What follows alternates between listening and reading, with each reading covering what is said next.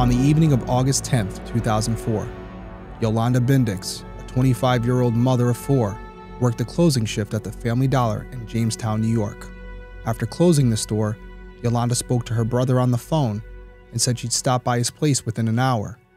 But she never showed up, and no one ever saw Yolanda alive again.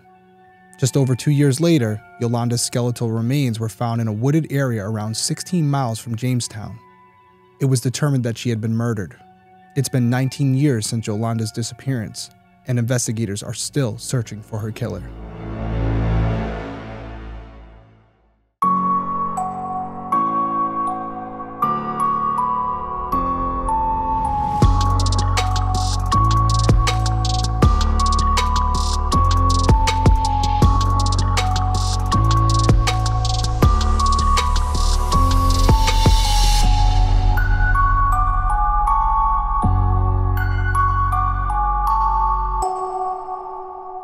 Hey everyone, welcome back to Detective Perspective. My name is Derrick Levasseur. I'm a former police detective and licensed private investigator, and each week I'll be covering an unsolved case in story format.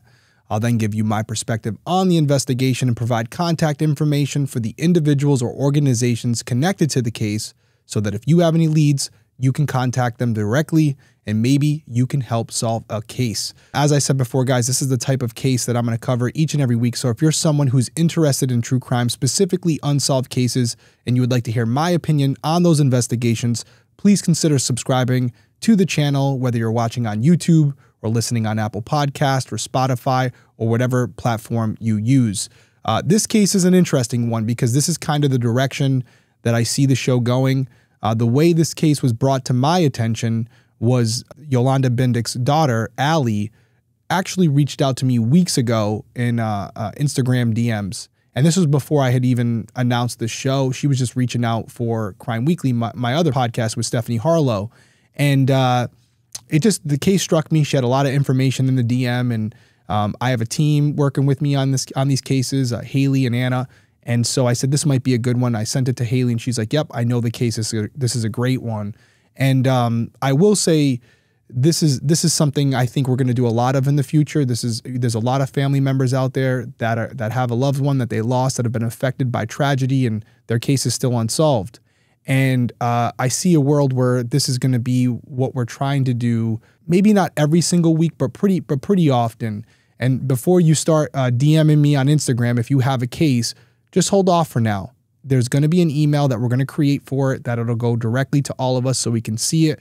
We can kind of file them so we can figure out the order or how we're going to pursue it. And then if we're able to look at the case, someone will reach out to you. I actually spoke to Allie today before recording this. We conducted an interview with her maybe a few days ago.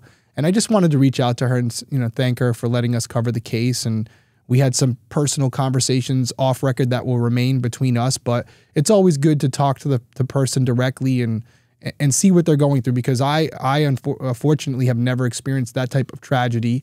And although I've worked a lot of these cases, I've never been personally affected by losing someone that I care about that deeply, even though at the time Allie was only 2 years old. But these are the types of cases that I'm really passionate about, because I know with a lot of true crime podcasts they're doing, and as Allie said in one of her interviews, like they're doing a lot of cases that are already solved or newer cases, and the cases that are a little older kind of get lost by the wayside, and we don't want to do that. As a community, we want to make sure that we keep bringing light to these cases, because it's never too late, and you never know who's going to be watching, who's going to be listening, that may have some information, and something said in there may trigger something or may cause them to come forward. So that's why we're doing this. And again, I just want to personally thank Yolanda's family, and more specifically Allie, for helping us out with this episode.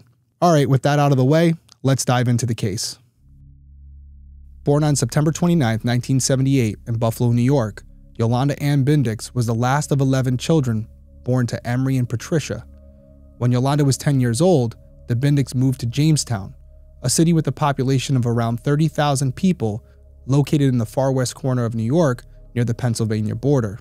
While growing up in Jamestown, Yolanda was known to be a, quote, helpful and compassionate daughter and a fun-loving aunt and friend. She loved singing, watching movies, and spending time with her loved ones. In 1995, Yolanda graduated from Jamestown High School. Around a year later, she had her first of 4 daughters. As I said earlier, our team actually had the pleasure of speaking with Yolanda's third-born daughter, Allie, who was 2 at the time when her mom went missing. Here she is talking a little bit more about her mom. Unfortunately, I don't have any physical memories of her. I was so young when she went missing. I think that's one of the hardest thing about, her being gone and missing, and it's hard enough that she's gone, but I just missed out on a whole lifetime with her. But I mean, she was raising 4 girls by herself, so I know she was definitely an attentive mother, hardworking. It's hard being a single mom, but she did it every day up until she was gone, and I admire that about her. Yolanda was dedicated to making sure her 4 daughters had a safe, secure, and promising future. Despite having 4 children to raise on her own, she always held down a job, working at various businesses throughout the Jamestown area. By the summer of 2004, Yolanda was a sales associate at the Family Dollar, which at the time was located at 194 Flavanna Avenue. On August 10, 2004, Yolanda worked the closing shift at the Family Dollar, while her brother Frank watched her daughters, who were now between the ages of 18 months and 18 years old. At 8:10 p.m., Yolanda and another co-worker locked up the store and headed towards their cars. At 8:20 p.m., Yolanda called Frank to check in and ask what groceries she and the kids needed at home. She told her brother that she was going to the store to buy the food and she'd be home in less than an hour. Around 15 minutes later, Frank called again, but Yolanda didn't answer. Yolanda never showed up at Frank's house to pick up her daughters, something completely out of character for her. Frank and other family members continued trying to call Yolanda all night, but she never picked up. In the morning, Frank reported Yolanda missing and her family went out looking for her. One of Yolanda's sisters found her car in the parking lot of an Arby's restaurant on Flavanna Avenue, less than half a mile from the Family Dollar. The car was still locked, which was odd because Yolanda always kept her car unlocked. It's also important to note that her purse and phone were not inside the vehicle. There was no sign of Yolanda anywhere, so the family continued searching. By August 13th, Jamestown police had brought in the FBI and other law enforcement agencies to help them search for Yolanda. They looked into her bank and phone records, and they found that neither had been used since the night of the 10th. Meanwhile, Yolanda's family put up posters and asked volunteers to help them do a massive search, focusing on the areas where Yolanda was last seen and where her car had been found. On August 19th, 9 days after Yolanda went missing, there was a big development in the case. A police officer who was in a relationship with Yolanda when she disappeared had been placed on administrative leave and was being questioned by the FBI. That officer's name was Michael Watson. Yolanda's sister Margaret explained to the Buffalo News that Yolanda had been interested in Watson for around a decade, but they didn't start a sexual relationship until around 2001 or 2002. Yolanda's daughter Allie did tell us that Yolanda and Watson were never officially together. Watson would stop by her house in his police car, pull Yolanda over to talk to her, or call her in the middle of the night while he was on duty. But that was the extent of their relationship because Michael was actually married. Channel 2 News reported that Watson hadn't told the police department he was involved with Yolanda until 4 days into the investigation. The Jamestown Police Department didn't put him on leave until the next day. The department explained that Watson was put on paid leave to prevent any potential conflicts of interest during the investigation into Yolanda's disappearance. They assured the public that Watson's participation in the case prior to his removal did not create any issues. On the following day, August 20th, law enforcement searched for Yolanda, focusing on the area near where her car was found. Police made castings of footprints and tire tracks and used search dogs to look in the wooded areas nearby. At this point, it's unclear if they were able to obtain anything of importance from the search because they never announced anything publicly. Days later, another search was conducted. This time, police scoured 3 square miles of Jamestown, looking in gravel pits, marshes, ponds, and railroad tracks. Again, Yolanda was not found. On August 27th, it was announced that there was a new person of interest in Yolanda's disappearance, the father of her youngest child, Clarence Carl Cart, who was on parole for a robbery in Florida. Despite being on parole in a state across the country, Clarence had been in New York at the time of Yolanda's disappearance. Because of this, he was arrested and charged with being a fugitive from justice, and his car was seized for forensic testing. Clarence and Yolanda had an on and off relationship. It was casual and the pair never married. Allie told us that Yolanda and Clarence were not together in August of 2004, but Clarence remained somewhat present because obviously they had a child together. However, Clarence did not play a significant role in his daughter's life. Allie said, quote, "He didn't step up to the plate." 3 days after saying Clarence was a person of interest, police announced that he was, quote, "not the top person of interest in Yolanda's disappearance," which is a little confusing. 3 days after announcing him, now you're saying, hey, he's not a top priority. Why even make that a point? Just let it be what it is and let him think what he wants. But anyways, I digress. He was later extradited back to Florida. And in a subsequent interview with WGRZ, Clarence said he didn't have a clue what happened to Yolanda. He held the belief that his past criminal record made him an easy target for law enforcement. In the early days of September, there were more searches for Yolanda. However, there was no movement in the investigation. Then, finally on September 8th, police got a major break in the case. A passerby found Yolanda's purse near a sewer on 8th and Monroe in Jamestown. This sewer is not far from the Family Dollar where Yolanda worked. Police conducted further searches in the area, hoping to uncover more evidence. They ended up finding a keychain belonging to Yolanda along with her wallet and a photo.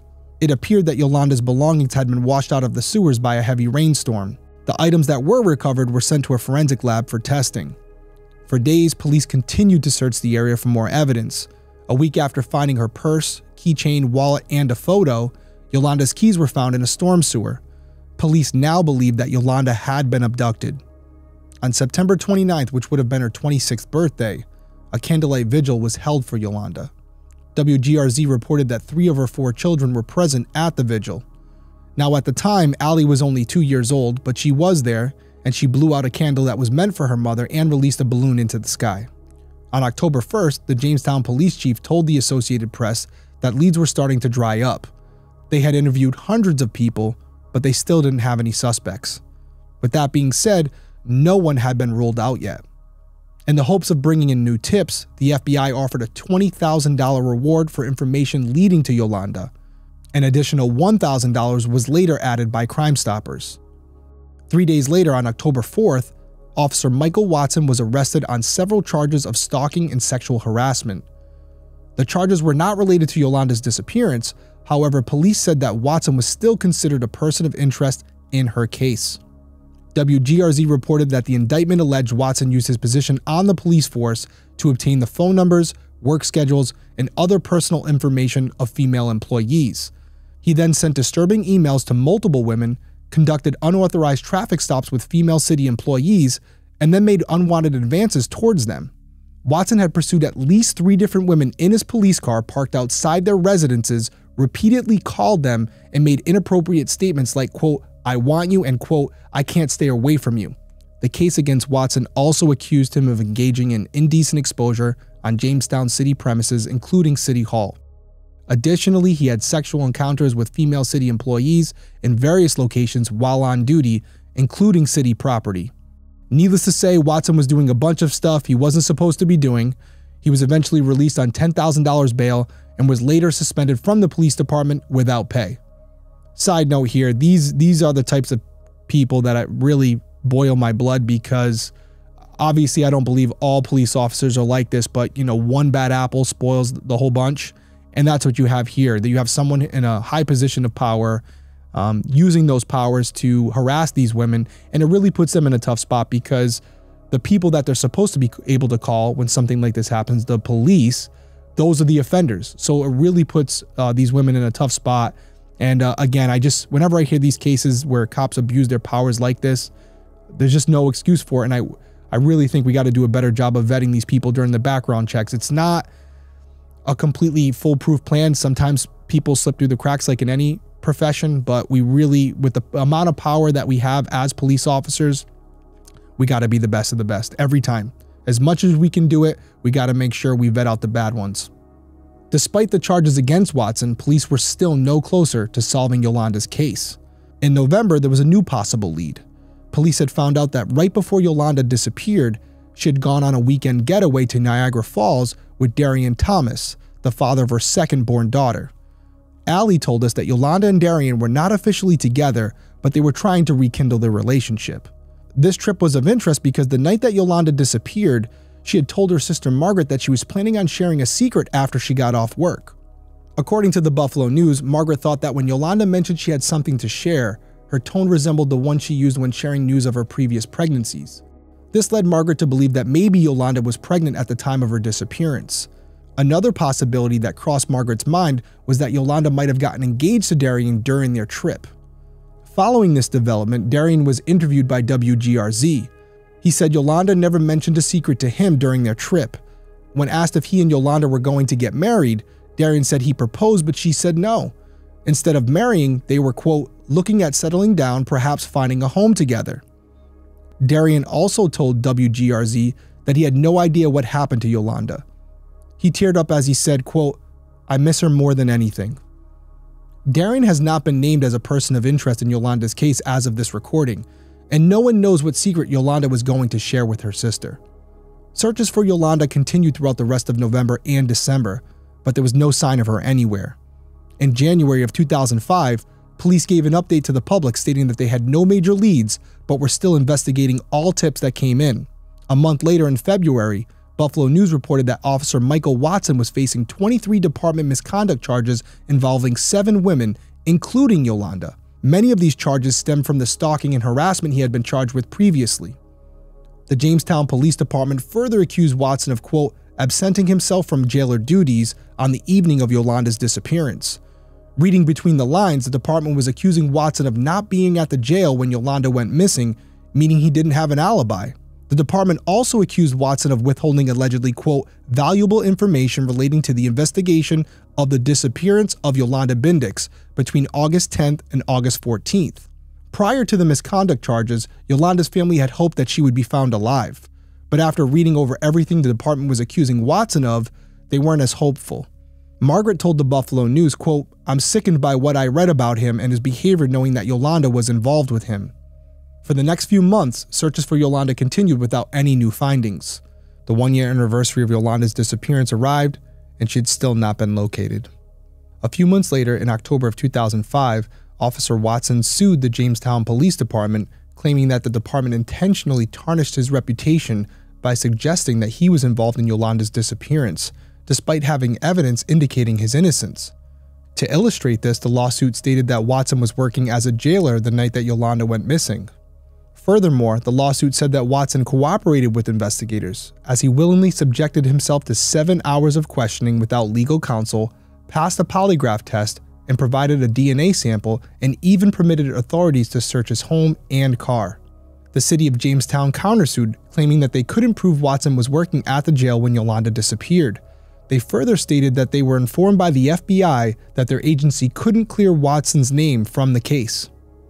The lawsuits were eventually dismissed, but the criminal and misconduct charges against Watson stayed intact. For the next year or so, there were few developments in Yolanda's case. That all changed on September 10, 2006, when hunters found skeletal remains in a wooded area in Charlotte, New York, a small town located 16 miles from Jamestown. According to the Democrat and Chronicle, police determined that the remains belonged to a white woman in her 20s who was between the heights of 5'2" and 5'7". It was believed that the remains belonged to one of 2 women, Yolanda Bindics or Lori Beauvais, who went missing in June of 1997. Now, I'm not going to get into Lori's case here, but if you want to know more, make sure you check out the Moms and Mysteries podcast, who will be covering Lori's case this week. Ultimately, the remains were identified as belonging to Yolanda. Her death was ruled as a homicide, although the details surrounding her cause of death have not been released. However, we do know that there was no evidence that Yolanda was pregnant at the time. This only added to the mystery of what secret she planned on sharing the night she disappeared. On September 20th, the police announced that they had narrowed the scope of their investigation to a, quote, particular area and particular person. They went on to state, quote, the person that we're interested in knows we're interested in them. The identity of this person has not been released to the public or to Yolanda's family. 6 months later, in March of 2007, authorities awarded the hunters who had located Yolanda's remains with an award of $5,000 for their involvement in the investigation. The police hoped that by publicly presenting them with an award, other people who had information might come forward. Authorities said they believed that there were people in the community who had information that hadn't been reported to police yet. They asked the public for help and made sure people knew that there was still a $21,000 reward available. In August of 2007, the lead detective on Yolanda's case spoke to the Jamestown Post-Journal for the 3-year anniversary. He revealed that the police believe they know who murdered Yolanda. The detective said, quote, the discovery of the body and the location of the body certainly played into our theory of who is responsible. It is a very isolated area we believe is very familiar to the individual we believe is responsible for her death. In June of 2008, Officer Michael Watson entered an Alford plea to a single misdemeanor charge of official misconduct, which meant that he maintained his innocence while acknowledging there was enough evidence to potentially convict him. All the charges of stalking and sexual harassment were dropped, and Watson was sentenced to 3 years probation. He was also banned from ever being a police officer again. Following his plea, Watson continued to claim that he played no role in Yolanda's disappearance and murder. After Watson was convicted, things slowed way down in Yolanda's case. Her family continued fighting for answers. They made t-shirts, spoke to the media, and sometimes held get-togethers for Yolanda's birthday. But over the years, less and less people showed up for the events. In 2022, an undercover cases team was brought in to work Yolanda's case. Advancements in forensic technology were used to examine evidence in ways that were not previously possible. Additionally, witnesses were interviewed again, leading to the discovery of fresh insights and information. In August, detectives told 7 News, quote, "We feel we've made significant progress. We feel that the answers to this case are close at hand." A month later, in September, authorities announced that Clarence Cart had been caught on surveillance cameras walking out of the Quick Fill gas station at 161 Flavanna Avenue, the same time that Yolanda was walking to her car in the Family Dollar parking lot right before she disappeared. Now, it's important to note that the Quick Fill and the Family Dollar store were located across the street from each other. We did ask Allie if she had any idea why Clarence, who was living in Florida at the time, would have been in Jamestown on the night Yolanda disappeared. She said she didn't know of any reason why he'd be there. According to WIVB, police are considering Clarence a person of interest. Detectives said they had already brought the DA's office in to help work on the case, which was a, quote, significant development. However, they are still looking for people who had seen or had conversations with either Yolanda or Clarence during the time frame of 7 p.m. on August 10th and 6 a.m. on August 11th. Now, as of this recording, they have no other updates in Yolanda's case, which is still open and unsolved. Before I give my perspective on this case, I'd like to share one last thing from Yolanda's daughter, Allie. One of everyone's favorite thing to bring up when it comes to my mom is the fact that she was 25 years old and she had 4 kids with 4 different fathers, and she was involved with a police officer who was married. And yeah, maybe she did make some bad choices when it came to men, but ultimately what we need to focus on is that she did not deserve to die, and that this is still unsolved. It'll be 19 years in August and we still are basically at square one. I wish people would stop focusing on that. I also want to note that Yolanda's sister Margaret added that Yolanda's relationship should be the least of anyone's concern. Her murder should matter more than anything. Margaret, I agree with you. So first off, I want to talk about the fact that when Yolanda left work, she called her brother Frank almost immediately, and then 15 minutes later, he called her and she didn't pick up. So I think that's our window. That's her window when she was attacked, and I think that's very important because more than likely that indicates that whatever happened to her happened right in the Family Dollar parking lot. I think this also suggests one of 2 things.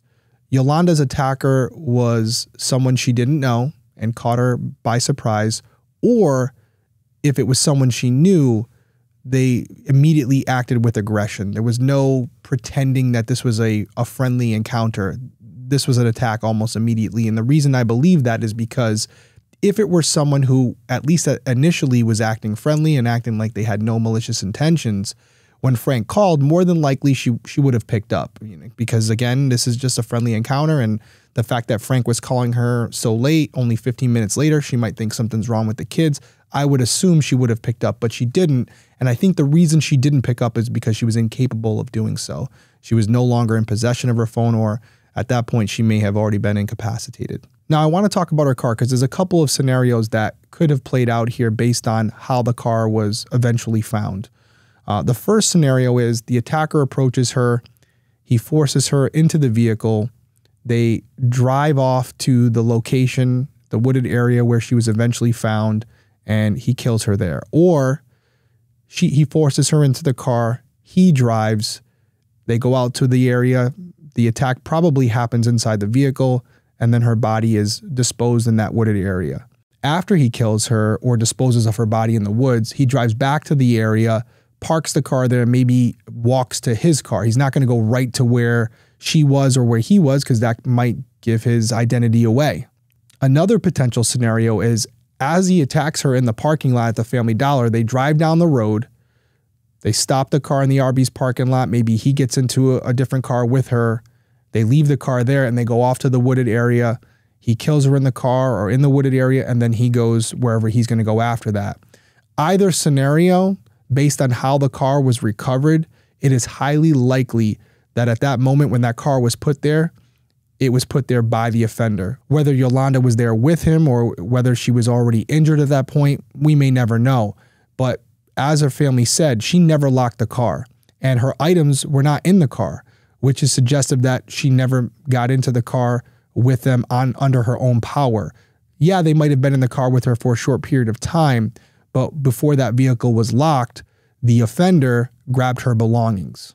It's also important to note that more than likely, the suspect moved the vehicle to a different location to throw off police, right?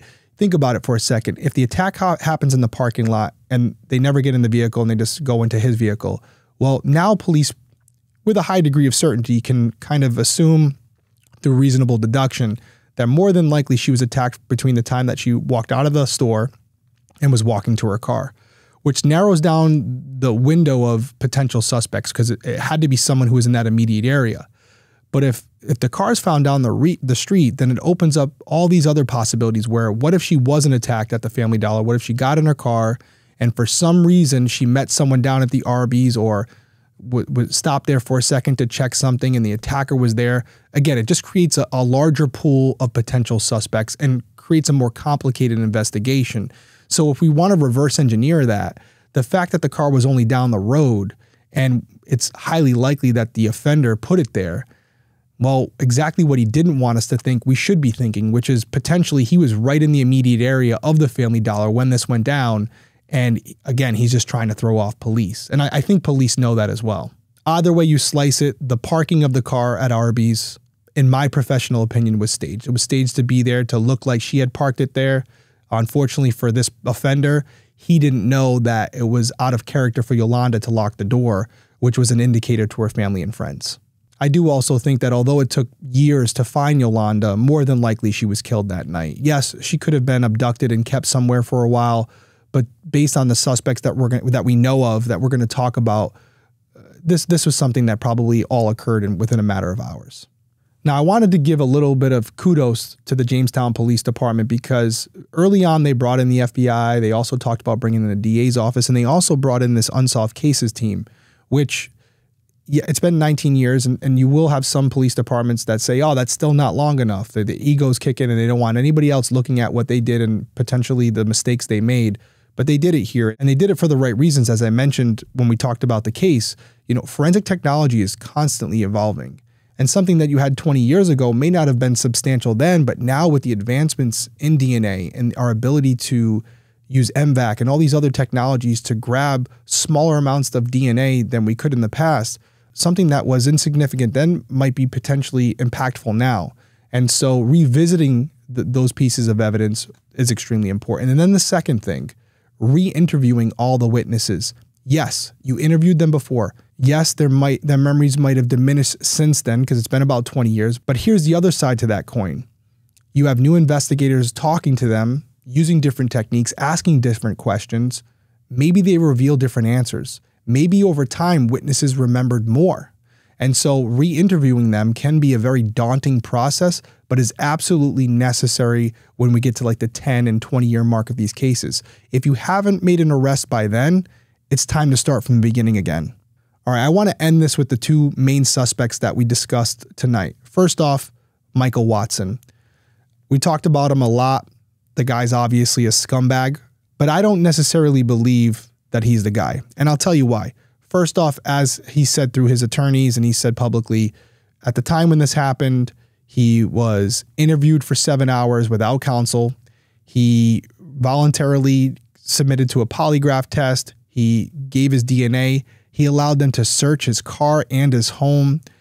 That is not normal for someone who is guilty. Now, you could argue that he's like, hey, I'm going to give him all this because that just makes me even look more innocent. And sure, that could be possible. But he knows the crime that was committed.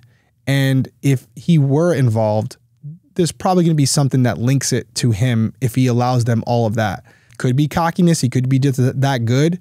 But I don't think that's the case. And I also think the fact that he sued the police department over this, he's just poking the bear. If he's the guy, he just wants them to forget about him.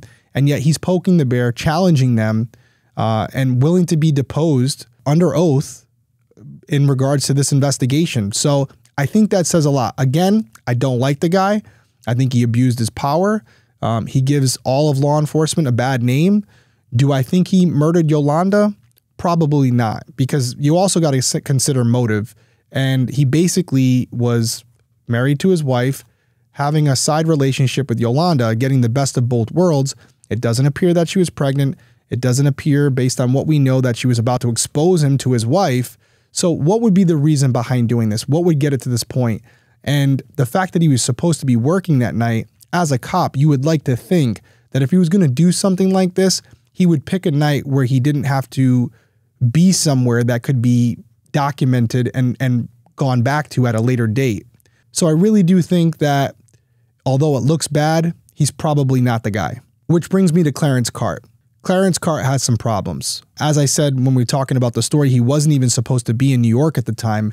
And what are the chances that at the time when Yolanda's getting out of work, he's right across the street in a city and a state that he shouldn't be in? And as we know, they do have a child together, and he wasn't very involved with his daughter's life. And I do have to ask myself, is that because of Yolanda, or is that just because he was a bad father? I don't really know the answers. Maybe she didn't want him around because he was a bad father. But that doesn't matter. It matters how he perceives it. If he felt like his relationship with his daughter, or lack thereof, was in part due to Yolanda, he may have had an axe to grind.